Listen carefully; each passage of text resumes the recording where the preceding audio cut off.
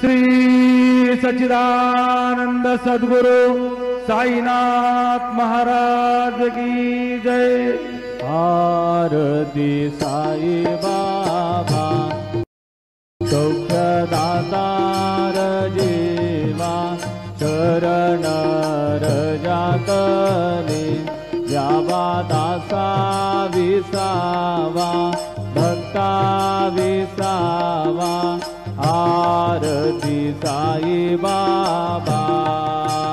जाळूनी आनंद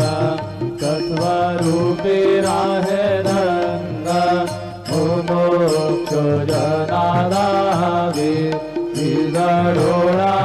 श्रीरंग डोळा श्रीरंग। आरती साई बाबा जयामनी जैसा भाव कया तैसा अनुभव लाविसे दया गणा ऐसे तुझे हे मावा तुझे हे मावा। आरती साई बाबा तुमचे नाम घ्याता हरे संस्कृती व्यथा अगाध तव करणे मार्ग धाविसे अनाथा धाविसे अनाथा। आरती साई बाबा कलियुगी अवतार सगुण परब्रह्म साचार अवतीर्ण झालासे स्वामी दत्त दिगंबर दत्त दिगंबर। आरती साई बाबा आठा दिवसा गुरुवारी भक्त घरी देवारी प्रभु पद पावया भव भय निवारी भय निवारी। आरती साई बाबा माझा निज द्रव्य देवा तव चरण रज सेवा मागणे हेची आता तुम्हा देवाधिदेवा देवाधिदेवा। आरती साई बाबा इच्छित दीन चातक निर्मल तोया निजा सुखा पादाले माधवाया आपुले भात आपुले भात। आरती साई बाबा सौख्यदातार जीवा चरण रजातले जावा दासा विसावा भक्ता विसावा। आरती साई बाबा शिर्डी माझे पंढरपूर साई बाबा रमावर बाबा रमावर साई बाबा रमावर। शुद्ध भक्ती चंद्रभागा भाव पुंडलिक दादा पुंडलिक दादा भाव पुंडलिक दादा। याव यावो अवघे जदा गुरु बाबांची वंदना साईंची वंदना गुरु बाबांची वंदना। गणू म्हणे बाबा साई भाव भाव माझे आई भाव माझे आई धाव भाव माझे आई। झालेलो डांगण बंधीन चरण डोळ्यान पाहिन रूप तुझे प्रेमे अलिंगीन आनंद पूजिन भावे वाढीन म्हणे नाम त्वमेव माता च पिता त्वमेव त्वमेव बन्धु च सखा त्वमेव त्वमेव विद्या द्रविणं त्वमेव त्वमेव सर्वं मम देवदेव कायेन वाचा मनसेन्द्रियेण वा बुद्ध्यात्मना वा प्रकृतिर्भावात् करोमि यद्यत् सकलमरगमय नारायणाय समर्पयामि अच्युतं केशवं राम नारायणं कृष्णदामोदरं वासुदेवं हरे श्रीधरं माधवं गोपिकावल्लभं जानकीनायकं रामचरणं हरे राम राम राम हरे हरे हरे कृष्ण कृष्ण कृष्ण हरे हरे श्री गुरुदेव दत्त अनंता तुला ते कसे रे स्तवावे अनंता तुला ते कसे रे नमावे अनंत मुखांचा शिणे शेषगाता नमस्कार साष्टांग श्री साईनाथा स्मरावे मनित्वदादित्य भावे पुरावे तरी भक्तीसाठी स्वभावे तरावे जगतारुणी मायदाता नमस्कार साष्टांग श्री साईनाथा वसे जो सदा दावया संतलीला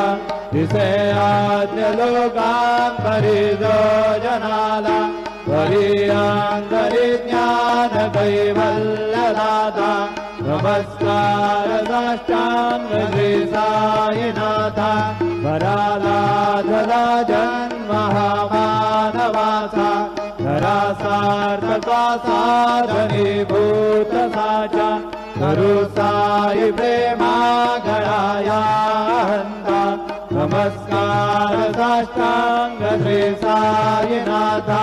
धरावे करी सानलपज्ञ बाधा करावे अमाधन्य चुंबो निघाला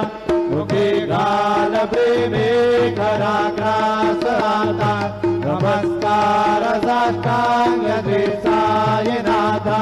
सुरादिकयांच्या पदावंदिताति शुकादिकयांते समानत्व देति प्रयागादितीर्थे पदीनं रहोता नमस्कार साष्टांग श्री साईनाथा तुझ्या ज्या पदा पाहता गोपबाली सदा रंगनीची स्वरूपी मिळाली कधी रास क्रीडा सवे कृष्णनाथा नमस्कार साष्टांग श्री साईनाथा तुला मागतो मागणे द्यावे करा जोडितो दीन अत्यंत भावे कवी मोहनी राज हातारी हाता नमस्कार साष्टांग श्री साईनाथा हरी साई साई दिगंबरा अक्षय रूपावतारा सर्वहि व्यापक तो श्रुति सारा अनुसयात्रि कुमारा बाबा ये काशी स्नान जपा प्रतिदिवसे कोल्हापुरभिक्षे निरमल नदी तुंगा जनप्राशी निद्रामाहुरदेशी ऐसा ये भोरे लोंग कसे वाम करे त्रिशूलन मरोधारे भक्ता वरद सदा उपकारी देशिल मुक्तेचारी ऐसा ये काये पादुका जपमाला कमंडलो मृगछाला धारण कर शिवा नागजटा मुकुट शोभतो माथा ऐसा ये तत्पर तुझाया जय ध्यानी अक्षय ध्यान सदनी लक्ष विश्वमिवास करे दिनरजनी रक्षति संकटवारुणि ऐसा ये वा या परिध्यान तुझे गुरुराया दृश्य करे नयनाया पूर्णानंद सुखे काया गाविते हरि गुण गाया ऐसा ये वासाई दिगंबरा अक्षय रूपावतारा सर्वहि व्यापकतो श्रुतिसारा अनुसया त्रिकुमारा बाबा ये देवा सदा सत्स्वरूपं चिदानन्दगन्धं जगत्सम्भवस्थानसंहारहेतुं स्वभक्तेच्छयामानुषं दर्शयन्तं नमामीश्वरं सद्गुरु साईनाथं भवद्वान्तविधवौ समर्थाण्डमेभ्यं मनोभागतीतं मुनिर्ध्यानगम्यं जगद्व्यापकं निर्मलं निर्गुणन्तं नमामीश्वरं सद्गुरु साईनाथं भवाम्भोधिमग्नार्दितानां जनानां स्वपादाश्रितानां स्वभक्तिप्रियाणां समुद्धारणानौ कलौ सम्भवन्तं नमामीश्वरं सद्गुरु साईनाथं सदा निम्बवृक्षस्य मूलाधिवासं सुधास्राविडं दीप्तमप्यप्रियन्तं करुकल्पवृक्षादिकं साधयन्तं नमामीश्वरं सद्गुरु साईनाथं सदा कल्पवृक्षस्य तस्यादिमूले भवद्भावबुद्ध्या सपर्यादिसेवा गुणाङ्गुर्वतां मुक्तिप्रदन्तं नमामीश्वरं सद्गुरु साईनाथं अनेकाश्रुतादर्गलीलाविलासे समावेश्रुदेशानभास्वत्प्रभावम् अहं भावहीनं प्रसन्नात्मभावं नमामीश्वरं सद्गुरु साईनाथं सदां विश्वमाराममेवाभिरामं सदा सज्जनैः संस्तुतं सन्नमन्ये जनामोददं भक्तवदरप्रदन्दं नमामीश्वरं सद्गुरु साईनाथं अजन्माद्यमेकं परब्रह्म साक्षात् स्वयं सम्भवनाममेवावतीर्णं भवद्दर्शनार्थं पुनीता प्रभोऽहं नमामीश्वरं सद्गुरुं साईनाथं श्रीसाईश कृपानिधे गिलरुणां सर्वार्थसिद्धप्रद युष्मत्पादरज प्रभावमतुलं धाता विभक्ताक्षमः सद्भक्त्या शरणं कृताञ्जलिपुटा सम्प्रार्पितोऽस्मि प्रभो श्रीमत्साई परेश पादकमला नान्यच्छरण्यं मम साई रूपधर राघवोत्तमं भक्तकामविबुधध्रुवं प्रभो माययोपहतचित्तशुद्धये चिन्तयाम्यहर्निशं मुदा शरत्सुधा शोभ्रतिमं प्रकाश कृपातपत्रं तव साईनाथ त्वदीयपादाब्जसमाश्रितानां स्वच्छाययातामपकारोतु उपासनादेव साईनाथ स्तवैर्मयो वासनिना स्तुतस्त्वा रमे मरुन्मे तव पादयुग्मे बृङ्गो यथाब्जे मकरन्ददुग्धः अनेकजलमार्जितपापसंशयो भवेद्भवत्पादगरोजदर्शनात् क्षमस्व सर्वान् अपराधपुञ्जकान् प्रसीद साई सद्गुरु दयानिधे श्री साईनाथ चरणामृत पूर्ण चित्ता तत्पाद सेवनरता सततं च भक्त्या संसारजन्य दुरितोद्धवनिर्गतास्ते कैवल्यधाम परमं समवाप्नुवन्ति स्तोत्रमेतत्पठेद्भक्त्या यो नरः सन्मना सदा सद्गुरु साईनाथस्य कृपापात्रं भवेत् ध्रुवम् रुसो मम प्रियाम्बिकामजवरी विताहि रुसो रुसो मम प्रियाङ्गना प्रियसुतात्मजाहि रुसो रुसो भगिनी बन्धुहि श्वशुरसासुमायि रुसो दत्त गुरु साईमा मजवरी रुसो रुसो न सुनबाहित्या भजन भ्रातृजाया रुसो रुसो न प्रिय सूयरे प्रिय सगे न न्यादि रुसो रुसो सुहृदना सखा स्वजननात्मबन्धु रुसो हरि न गुरु साईमा मजवरी गधी रुसो रुसो न बलाबुले तरुण वृद्धहीना रुसो रुसो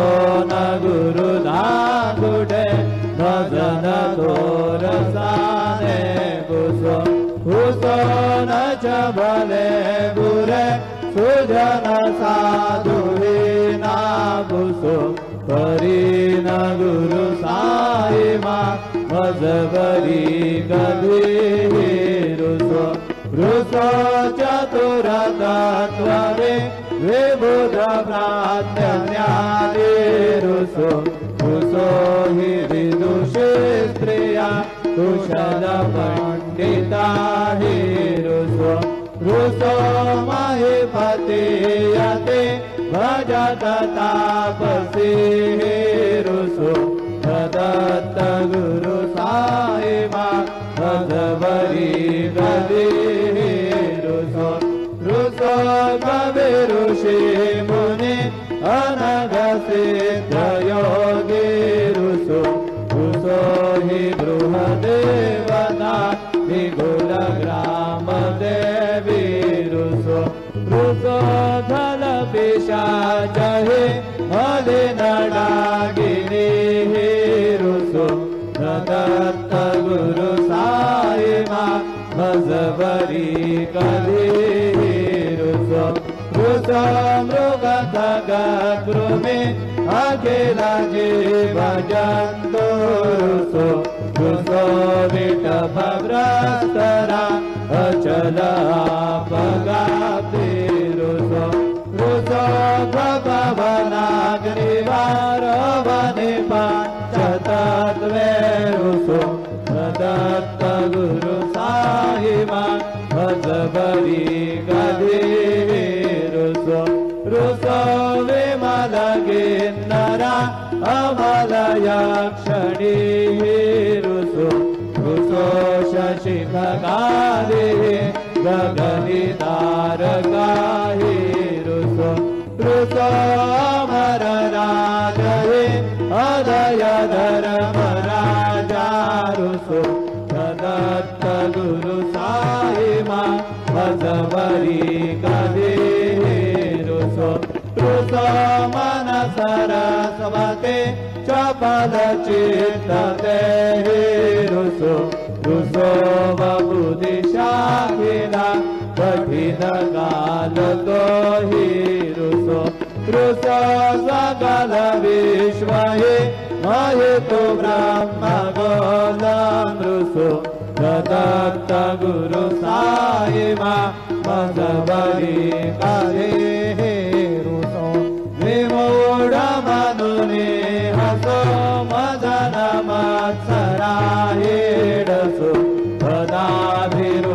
उल्लसो जन नगर नवीना बसो न दुर्गा धृतीचा रसो अशिव भाव मागे कसो प्रपंची मन विरुसो दृढ विरक्ती चित्ती नसो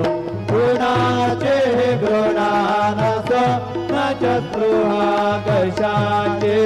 असो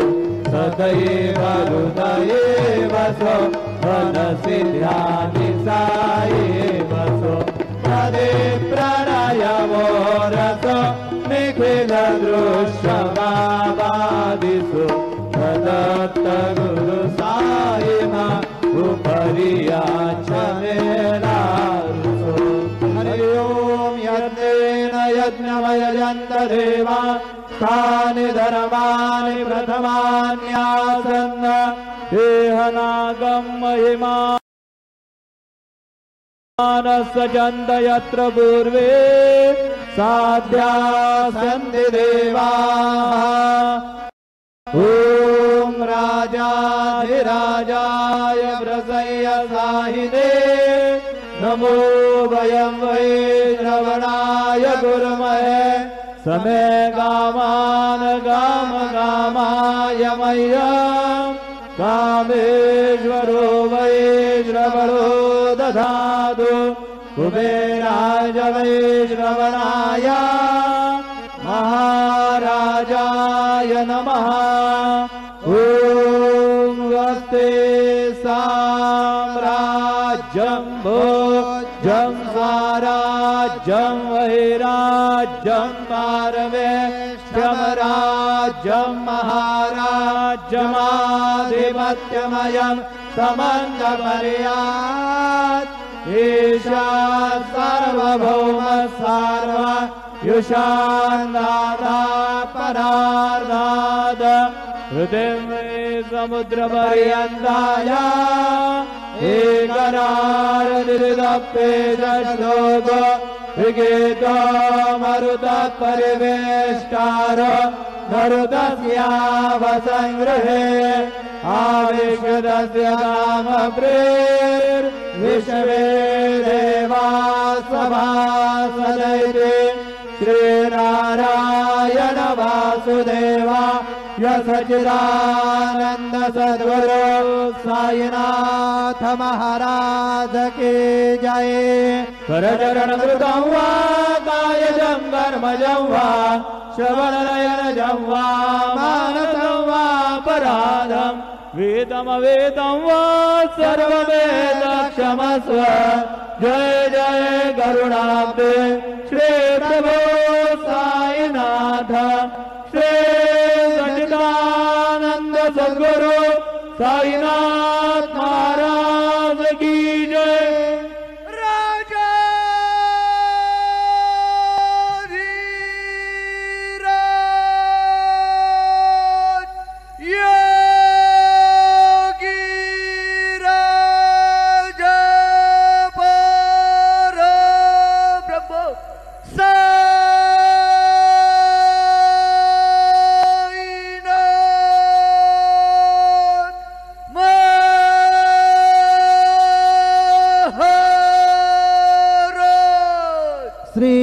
सच्चिदानंद सद्गुरु